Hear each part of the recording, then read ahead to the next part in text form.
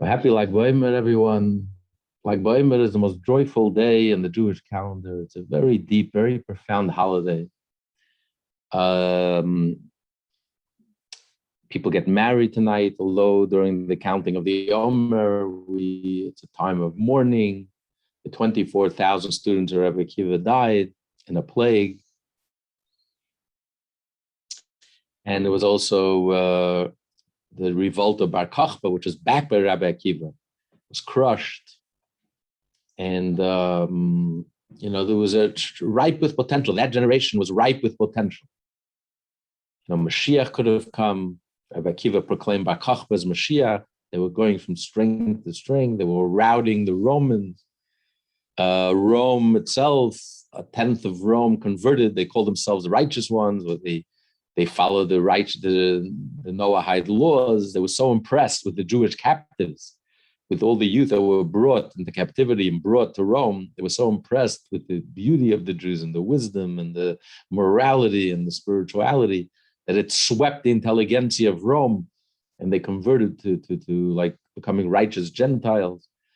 And Israel was ascending. Israel was like a meteor. It was rising, led by Bar Kokhba, these fierce warriors, and they were routing the Romans, the world superpower, a handful of guerrillas. It was just miraculous. They even designated the spot for the third temple. Rabbi Akiva was the rabbi, the greatest rabbi in his day, proclaimed his support for Bar Kokhba and his revolt and called him Mashiach. So it was very heady days. It was very, very powerful days. And unfortunately, tragically, it failed. It was a failed project. Bar Kokhba wasn't a false Messiah. He was a failed Messiah. He really had the potential. The time was ripe. The world was ready. The Jewish people were ready. Rome was so decadent. And the Jewish culture, the Jewish way of life and the Torah was about to prevail.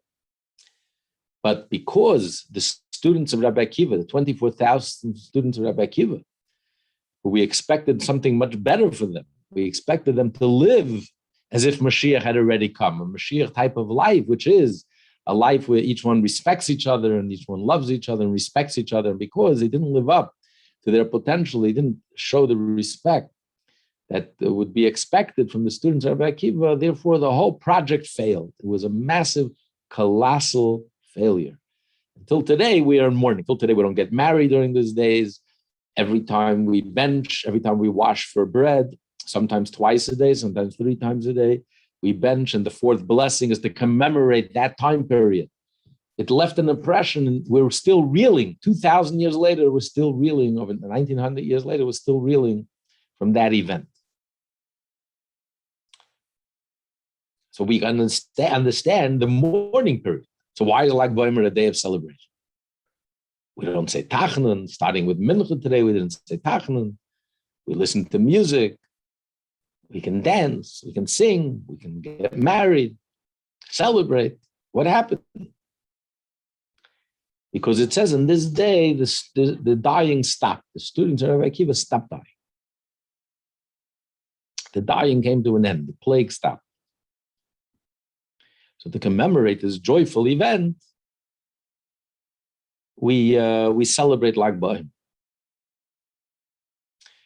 But the other reason that's given is, and the main reason is because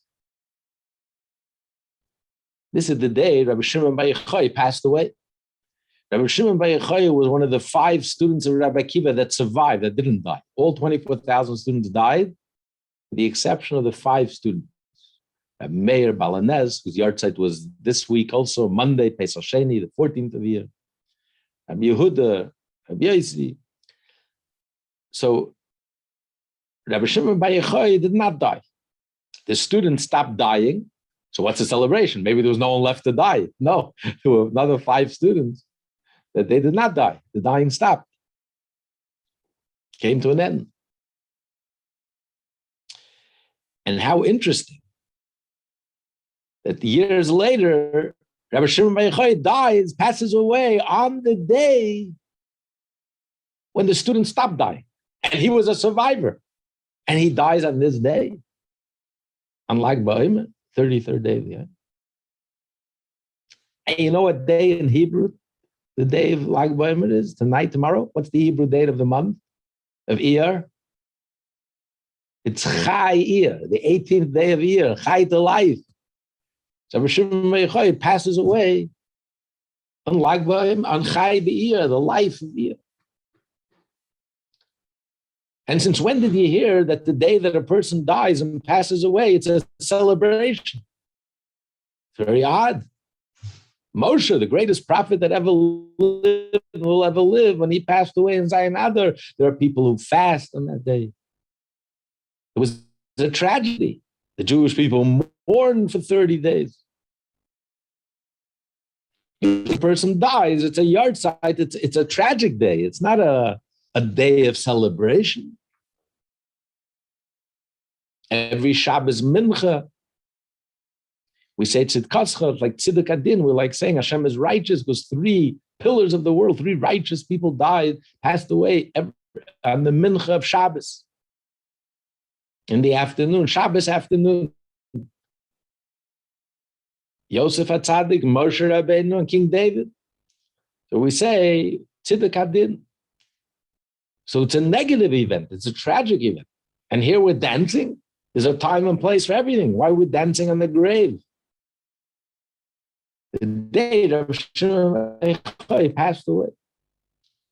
Now it's true, it says when Moshe passed away, it caused a mourning, a profound grief and mourning that the Jewish people forgot the Torah. They forgot 300 halachot.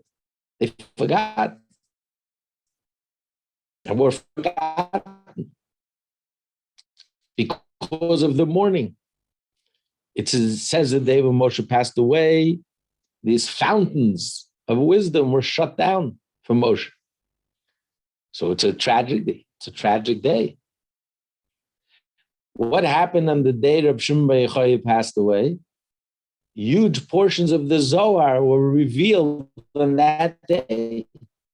It was the greatest revelation of all the revelations throughout his lifetime. When he taught and revealed the Zohar, the secrets of the Torah, secrets that no one ever heard before, were never revealed before.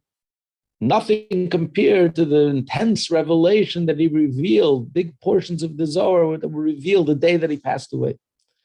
So there was an explosion and a revelation of Torah. And Rabbi Shimon Bar Yochai, Rabbi Shimon Bar Yochai instructed that his day of his passing should be a day of celebration, not a day of mourning, not a day of crying. And it's Chai. It's not by accident. Chai. A day of life where all the students stopped dying. And Rabbi Shimon Bar Yochai was one of the 5 survivors.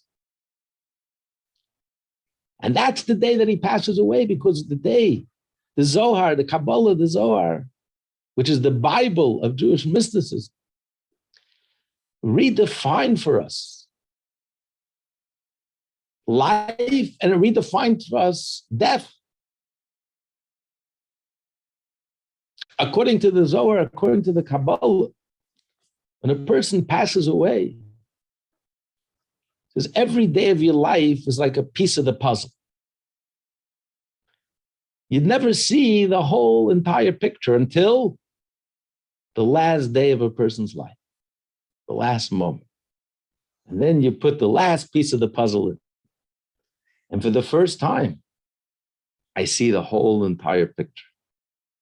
The whole is greater than the sum total of its parts. That's why the day that he passes away, a day a person passes away, the neshama is boosted.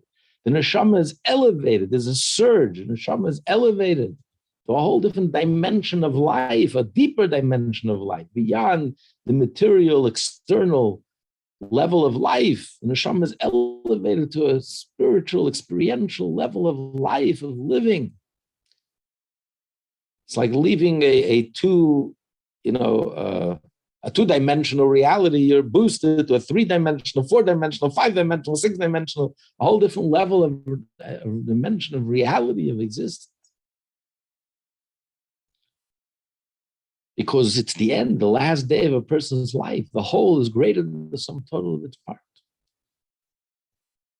And this repeats itself each and every year. The word in Hebrew for year is shana, which comes from the word shana, it repeats itself. Just like every year we re-experience the exodus from Egypt, what happened that year, the first time, 3,333 years ago, it happened each and every year when we sit down to the Seder. So too, on the yard site, whatever happened the first time happens each and every year. So the day that a person passes away sums up the essence of a person's life. His whole life comes together. And you see the bigger picture, and that's why there's this breakthrough. It's like this birth for the neshama. It's a birth. It's not about death. It's a birth, a new level of life, which was the last words on Shimon Bar Yochai's lip, Chayim. The word life. And he passed away a Chayir, the life. And of course, Hashem was the source of life. The neshama becomes one with Hashem, is elevated. It sums up the essence of Shimon Bar Yochai. It's a breakthrough. And it's such a powerful breakthrough that its effect is felt in this world. And that's why in Lag BaOmer, you find the greatest gathering of Jews anywhere in the world. There was no other time of the year, there was no other place in the world where so many Jews get together to celebrate. One of our trips to Israel, we took the group, Miran. It's an incredible experience. It's something that you have to experience once. It's like once in a lifetime experience. Literally over 500,000 Jews. I know last year they only let 10,000. This year, I don't know how many they let, less than usual, many more than last year. But usually in a regular year, you get over the course of the day, you get over 500,000 Jews coming together. Imagine hundreds of thousands of Jews dancing together, celebrating together, all walks of life. Observant, less observant, Sephardi, Ashkenazi, Hasidim, not Hasidim. Everyone. Everyone is there. Celebrate. And the unity that you feel on Lag BaOmer and the celebrations throughout the world.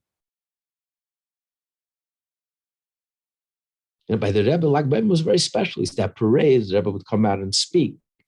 And the unity of the gathering of the Jewish people together. The Rabbi Shimon Bar Yochai taught. He says that if one Jew was missing from Mount Sinai, Moshe could not receive the Torah.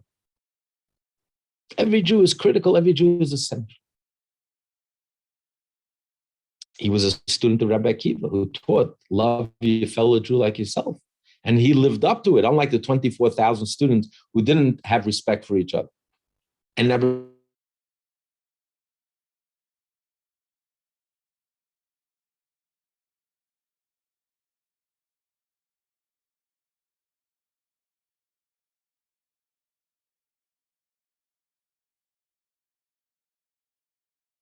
I'm not getting any sound, Rabbi. Or pictures of frozen.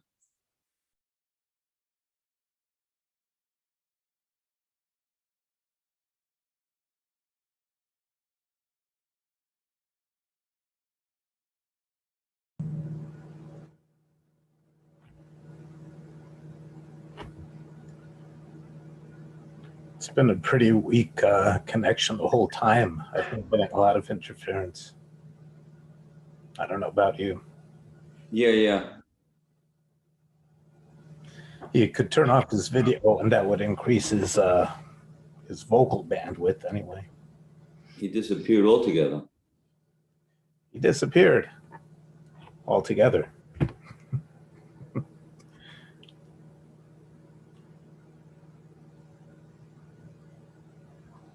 So how you been, Jeff? Baruch Hashem. How about you, David? Good. You're muted, Rabbi. You're muted. Okay. You might want to turn your video off. Not anymore. If you I'm sorry, I don't know what happened there. Okay. If you turn your video off. Okay. The sound looks very mystical. So No picture either. What? Oh, there you are. You're on. Okay.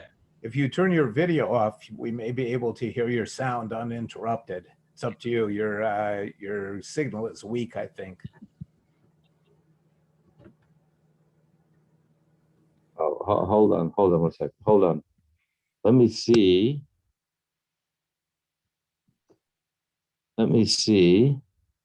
Oh, you know what? We have the wrong. Okay, hold on. Chabad.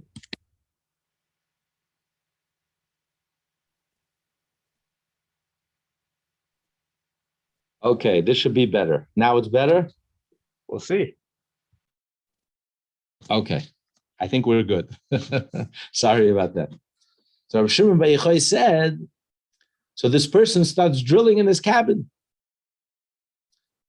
And when everyone is yelling at him, he says, well, I paid first class ticket.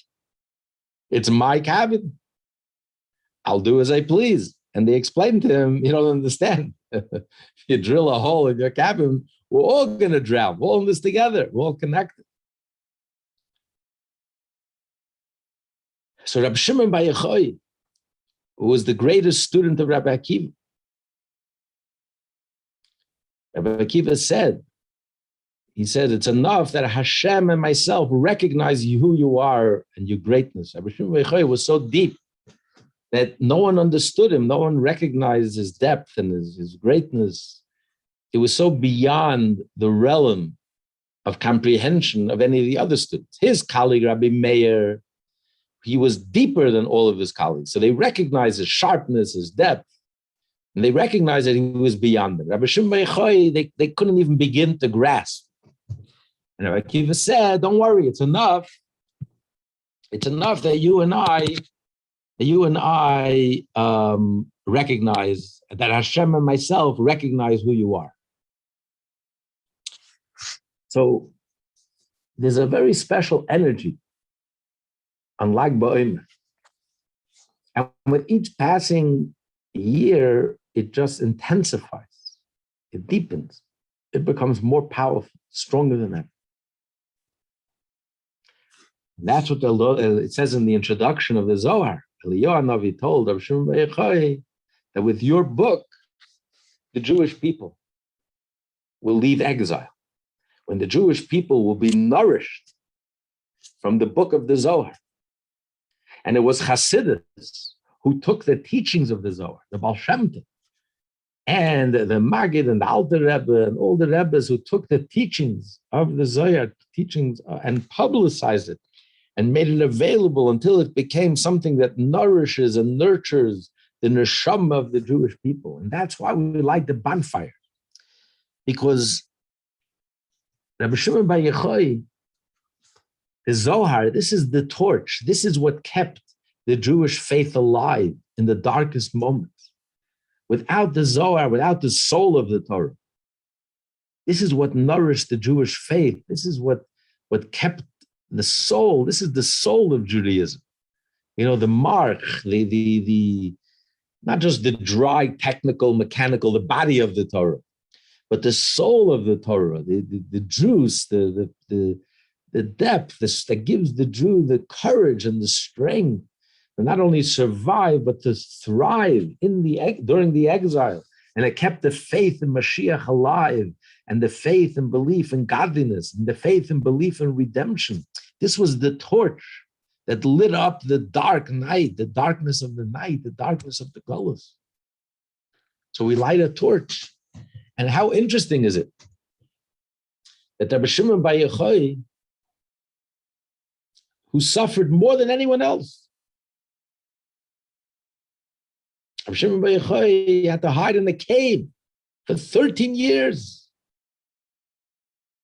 The Romans wanted to execute him. He was enemy number one. In the post office, his picture was hanging. Enemy number one, criminal number one, Rabbi Shimon Bar Yochai. What was his crime? Rabbi Shimon Bar Yochai once had a conversation with his colleague. They were discussing the Romans. And his colleague was praising the Romans. So Rabbi Huda, Rabbi Yossi, and Rabbi Huda praised them, how wonderful they are. Look what they've done for civilization. They've paved the roads. They've conquered the world and civilized the world. And Rabbi Shimon Bar Yochai said, they're rotten to the core. They're evil. Everything they've done is for their own self-aggrandizement. They couldn't care less about people. It's all about power. It's about money and power. He saw through them, being the mystic par excellence that he was. Rabbi Shimon Bar Yochai was able to dig beneath the surface. And he looked beneath the surface. He looked under the hood. And he said, don't be taken in. Don't be fooled. These people are absolutely evil, rotten to the core, corrupt, decadent, nasty, evil. Don't praise them. There's nothing good to say about them. That was then, 2,000 years ago. Imagine today what he would say about our leaders today, about our political caste today. So they immediately put a target on his head. Rabbi Yehuda praised them, was elevated to become the leader of the Jewish community. They rewarded him. They appointed him. The Roman authorities appointed him as the leader of the community. Rabbi Yossi was exiled because he was silent. And Shimon Bar Yochai, they put a price tag. They put a death sentence on him. So at first, he hid in the synagogue, and his wife would bring him food. But then he realized, no, that he's putting his wife in danger. They can torture her, and they'll force her to reveal his hiding place. So he went and he hid. Even his wife had no idea where he was. Him and his son, Rabbi Lazar, they went and hid in a cave in this town of Pekin that's north of Jerusalem. I was actually there, in the city of Pekin. And I studied in Israel in 1981. It was actually an Arab village. There's only one Jewish family who still lives there. And they have a tradition. They showed us in their house, they have a stone that they say is from the temple. When the temple was destroyed, a member of the family was in Jerusalem. He ran from Jerusalem, took a stone from the temple, and he brought it there, and they have it till today. And they then, 1981, with the Intifada, I don't know if any Jews are still living there. And they were the last living Jews there. And we saw the cave, and we saw the carob tree. It says, what did Rabbi Shimon Bar Yochai and Rabbi Lazar eat? There was nothing to eat. So miraculously, there was a well right outside the cave and a carob tree, and that's what they lived on for 13 years. And they only had one set of clothing. They couldn't go into town to the cleaners to buy a new set. So they would bury themselves into the sand and learn, and took off their clothes. Whenever they needed to daven or whatever, they would put on the clothes, and then they would bury themselves in the sand, so they shouldn't be immodest. And they learned and studied 13 years, buried in the cave, hidden in the cave, until he heard that the emperor died, and therefore it was forgotten. The death sentence on him was commuted, and that's when he came out. So Shimon Bar Yochai suffered more than anyone. He felt the pangs of the exile more than anyone. And yet, we find that one of the students of the Arizal, I think it was Rav Aaron Halevi, one of the great students of the Arizal, the Einstein of Kabbalah, he used to say the special prayer that we, the Jewish people, say once a year on Tisha B'Av, Nachem. We insert the Nachem into Rachem, that Hashem should rebuild Jerusalem. So we say a special prayer, Nachem, Hashem should comfort us. He would say that prayer every day of the year, whenever you would say a weekday prayer, Shemoneh Esrei. Of course, not on Shabbat and not on Yom Tov, but even a Chol Hamoed Pesach, Chol Hamoed Sukkot, Rosh Chodesh, any day that you would say Shemoneh Esrei, the full Shemoneh Esrei, you would include and insert Nachem. Why? Because he was a reincarnation of the soul of Jeremiah the prophet. So he acutely felt the pain of the exile. He was constantly mourning the destruction of the temple. So every day he said this, he said the special insert, he inserted the special prayer for Hashem should comfort us and rebuild the temple. And he said it on Lag BaOmer as well. And Rabbi Shimon Bar Yochai was very upset. Rabbi Shimon Bar Yochai revealed himself to the Arizal.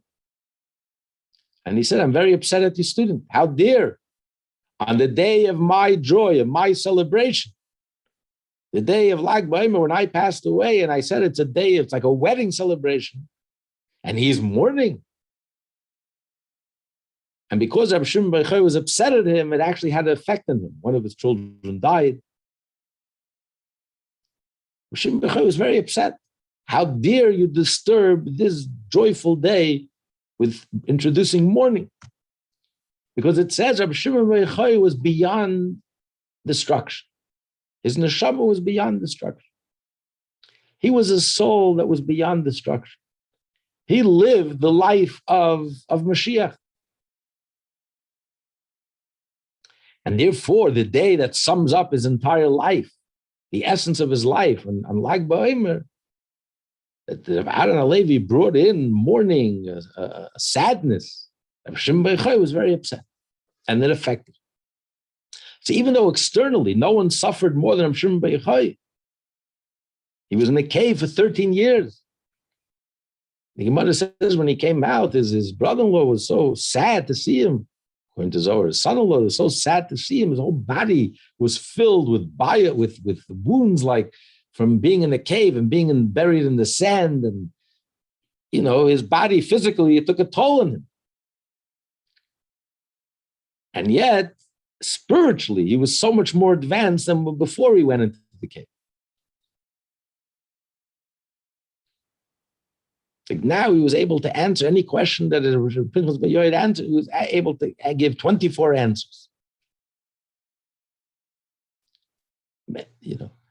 So he became so advanced because he lived a purely spiritual life all those years.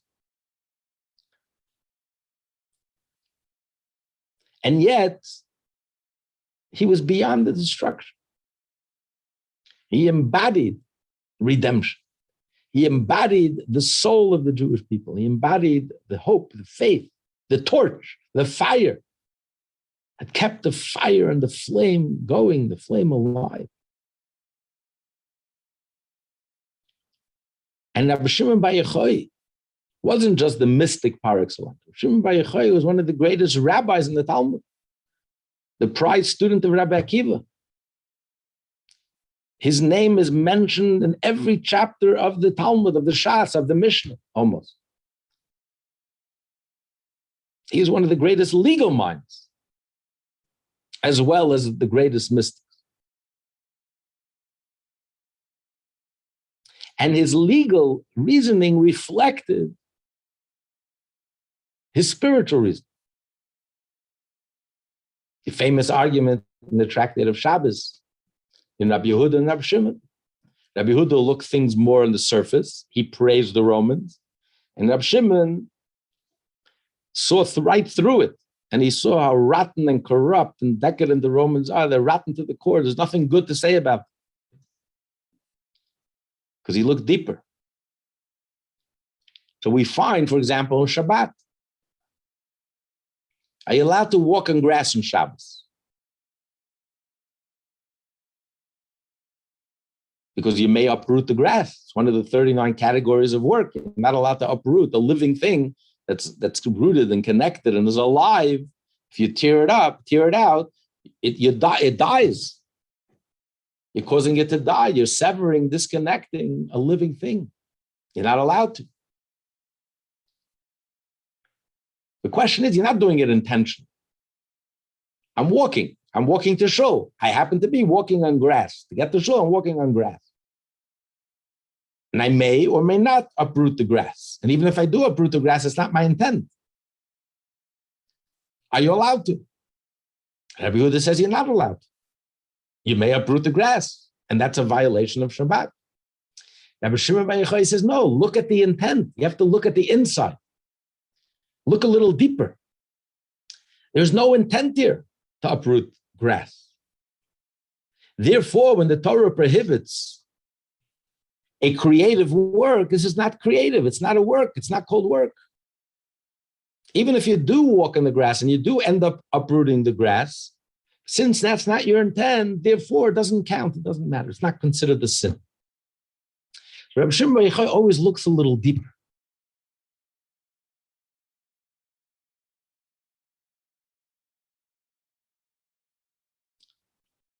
For example, there's an argument in the Talmud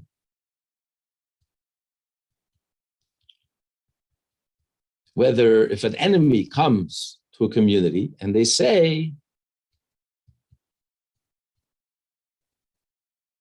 they surround a village, a city, and they say, hand us over one person and we'll save you. We're not going to attack you. If you don't hand us over this one individual, we're going to kill all of you.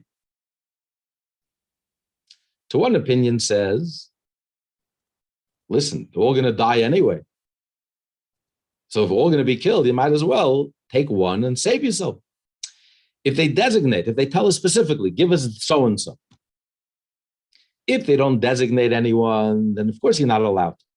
Who are you? You can't play God. You're sending someone off to die. Who are you to decide why should that person die? Maybe you should die. But if they designate a person, give us so-and-so, and we'll leave you alone. Otherwise, we're going to kill all of you, including him. So you're not saving anyone. By protecting him, you're not saving anyone. He's going to die anyway. Just give us one person. There's an opinion that says, yes, give him over, because logically it makes sense. If I protect them, I'm not protecting them anyway. They're going to come and kill us and slaughter us all, including him. So you might as well, they designated one individual, you might as well hand them over and save the whole city.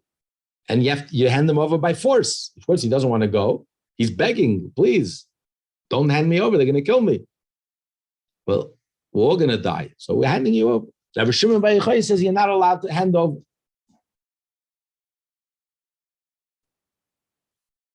You're not allowed to hand over. Unless, even in such a case, even if they designate and say, give us one person. Unless he's guilty by Jewish law. That we had a Jewish court and Jewish law would be in force. Let's say he rebelled against the king, the Jewish king. And the Jewish law would state, we put him to death for treason. Or if he did a sin, which by Jewish law, he would be put to death. Then you can hand them over. Other than that, you're not allowed to hand them over. Now, logically, it makes no sense. Why? That's Rabbi Shimon Bar Yochai's opinion, and that's the halacha about it. Logically, Maimonides says that's the halacha. And even then, when you're allowed to hand it over, better you shouldn't hand over. Midas Chasidus, you don't hand over. Question is why? Logically, if they don't hand over this individual that they designated, this designated victim, we're going to die. He'll die as well. So we're not saving anyone. But the answer is, there's a difference between if you die because you're attacked, or if you become a collaborator with murderers. When you're handing over someone to die, you are a collaborator with a murderer. So I'm not allowed to be a collaborator with a murderer. They're going to kill me and kill all of us and kill you as well. There's 1 million people. It sounds foolish. Do the math. 1 versus 1 million, men, women, and children. You want 1 million men, women, and children should all be slaughtered and should die? Not even to save one person, because you're not saving him at the end. We're all going to die. Just because we shouldn't be a murderer. We shouldn't be a collaborator with murderers, and we all die. We'll die as victims, but never become a collaborator. Why? Where's the logic? It's 1 versus 1 million. But here you see Rabbi Shimon Bar Yochai looks deeper.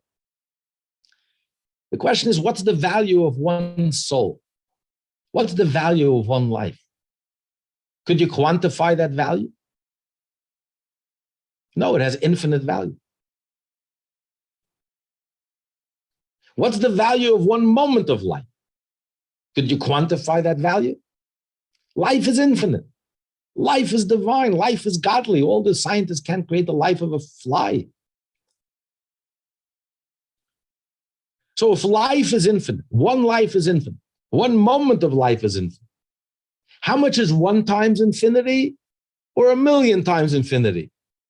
Is there a difference between 1 times infinity and 1,000,000 times infinity? No, it's the same. You're talking about something that's beyond quantification. If life has a value, if life has supreme value, how could you quantify and start measuring and making calculations? Calculations doesn't work in the world of infinity. All the calculations meaningless. 1 life, 1,000,000 lives, 1 times infinity, 1,000,000 times infinity. And therefore, I cannot be a collaborator with murderers. That was the sin of Oslo. That's why Oslo was such an egregious sin, because we gave up that core principle of Judaism, which is the sanctity of life, the sacredness of life. We became like the terrorists. We started calculating life. Well, we have to make sacrifices for peace. No, you don't make sacrifices for peace. You're not allowed to make sacrifices for peace. How dare you make a sacrifice for peace? Life is absolute value. We're not like the terrorists. We walked away from our compass, from our core, from our essence, from the holiest value in Judaism, which is the sanctity of life, the infinite sanctity of life. One Jew and 6 million is all the same. It's not a numbers game. Here you see how Rabbi Shimon Bar Yochai, his mystical thinking and his mystical understanding and his penetrating understanding affects the way he looks halachically. You can't separate the two, just like you can't separate the body from the soul from the body. They become inseparable. Every cell, every one of the 37 trillion cells in the body is alive. The body is not just a machine. The soul is not just an engine, a motor. The soul and the body fuse. They merge. They become like fusion. They become inseparable. I don't know where the body ends, the soul begins. The body-mind connection. The body is alive. So the Torah, you can't separate the physical Torah, the external part of the Torah, the body of the Torah, and the soul of the Torah. And Rabbi Shimon Bar Yochai was that perfect marriage. He was the scholar par excellence. He's mentioned in every single chapter in the whole Shas, in the whole Mishnah almost. The prize student of Rabbi Akiva. And he was the mystic par excellence. He was the Zohar, the Bible of Jewish mysticism. For a Jew, the soul of the Torah and the body of the Torah go hand in hand. They're inseparable. You can't be a Torah scholar and I don't have time to learn the soul of the Torah, to study Tanya, to study Hasidus. I'm too busy with learning the laws and the external. Then you're just superficial. You're a body without a soul. Lag BaOmer, which epitomizes and sums up the essence of the life of Shimon Bar Yochai. This is a day that inspires us. It's a day that gives us the light and the torch and the joy and the dancing and the hope and the faith and the fire. Judaism has to be on fire. It has to be soulful. You're not robots. You're not just a detached brain, soulless, lifeless, passionless, joyless. You have to be a full-fledged, live Jew, alive, joyful, soulful, deep, profound. Within every law in the Torah, you have the fire within the law, the mystical meaning of the law, the deeper understanding of the law. Every law in the Torah, the way it's studied in heaven, they're not studying about oxen. There's no oxen in heaven. There's no donkeys in heaven. Every law in the Torah has a spiritual, deeper understanding and meaning. We are learning that they have the shell and then you have the inside. It's like a Russian doll. You have layers and layers and layers. You have deeper and deeper and deeper. It's like you ask a person. I know a person. Okay. I recognize him. Very nice. Please tell me, what are the color of his eyes? You know, I work with him for 20 years. I never noticed. I never looked. I don't know. So all you see is very superficial. I can tell you the clothes that he wears. I notice the clothes, the suit, the dress. That's what I notice. The shoes that he wears. Tell me, I can't describe his eyes. I never looked. Okay, let's go a little deeper. Tell me a little about his personality. Could you describe him? You've been working with him for 20 years. Could you describe him, his personality, his likes, his dislikes? What gets him excited? What gets him nervous? What gets him ticking? What gets him motivated? Tell me a little about. I have no idea. I can tell you his nose. I can tell you the color of his hair, but I don't know. I don't really know him that well. And then you go a little deeper. Tell me the way his mind works, how he thinks, how he processes information. He has an interesting mind. He looks things different. You have to go a little deeper. And then you go even a little deeper, get into your subconscious, get into the depth of. So there's layers and layers and layers. A person who only studies the surface of the Torah. I'll tell you the halacha, the dry Gemara, the halacha, period. That's all I know. That's like the shell, the surface, the body. But the body is an expression and a reflection of this deeper and deeper and deeper layers and levels and depth and depth and depth beyond depth. That's the Zohar. You have to go into the depth of the Torah, the soul of the Torah, where the Torah comes alive, where every halacha comes alive, every mitzvah comes alive, every Jew comes alive, our Judaism comes alive, our relationship with Hashem comes alive, our prayers comes alive, our mitzvah and kindness comes alive. You're a live Jew.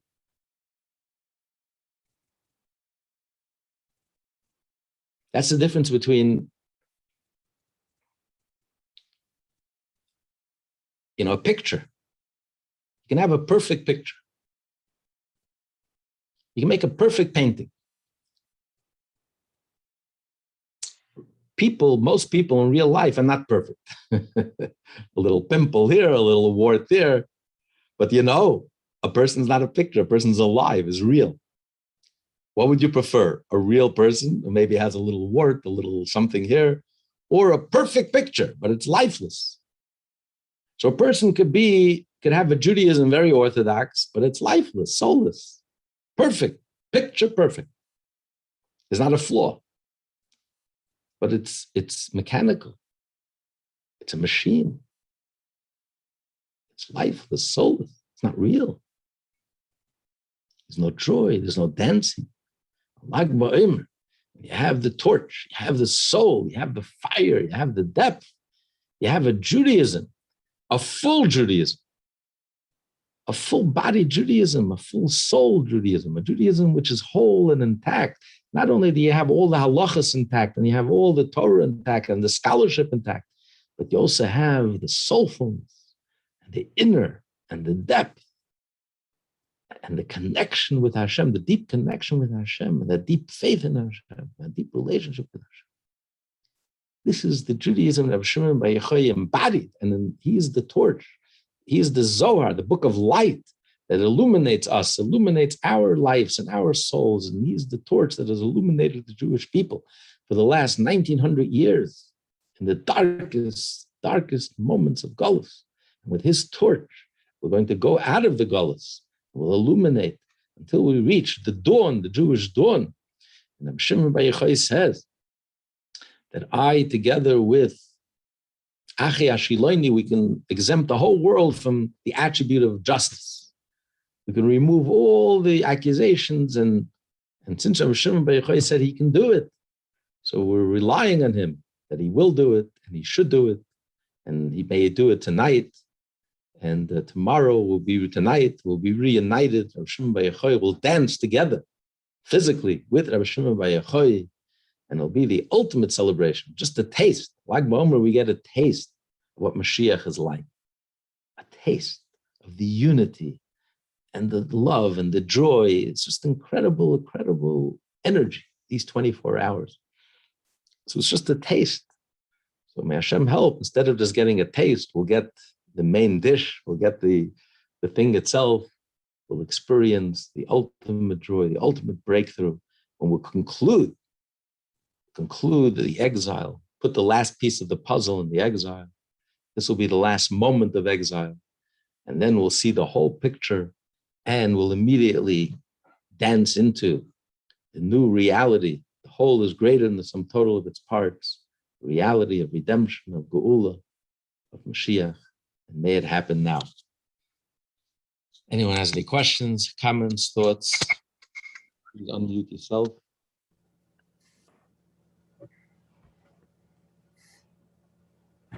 I think you taught Rabbi in Tanya class one time about Shimon Bar Yochai that he was the only one that really understood the Agada.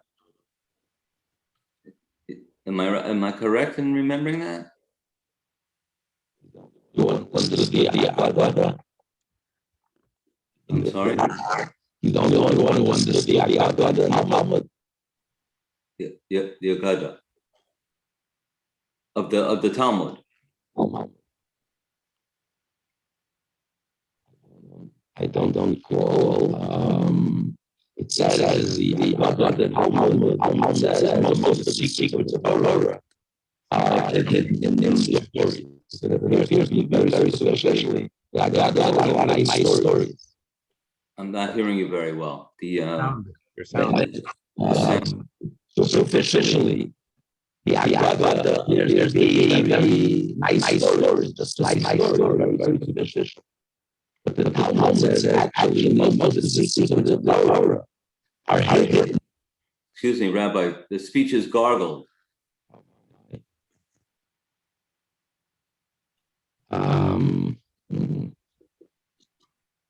How now are you there? Are you able to hear?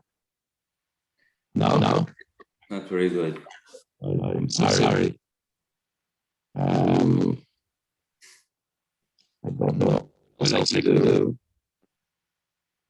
don't know what else I could do. You didn't just change something? What? You didn't just change something for this to happen? I didn't change anything. I hear you loud out there. You can't hear me. It's distorted and echoey. It's like an echo chamber. Maybe it's a sign that I'm make a job. They could continue. So this Tuesday we'll have the prayer class 6:30, and next week us it's Tzion Chazak. I was working. Everyone have to like you Shabbos. To you, Rabbi. It can continue.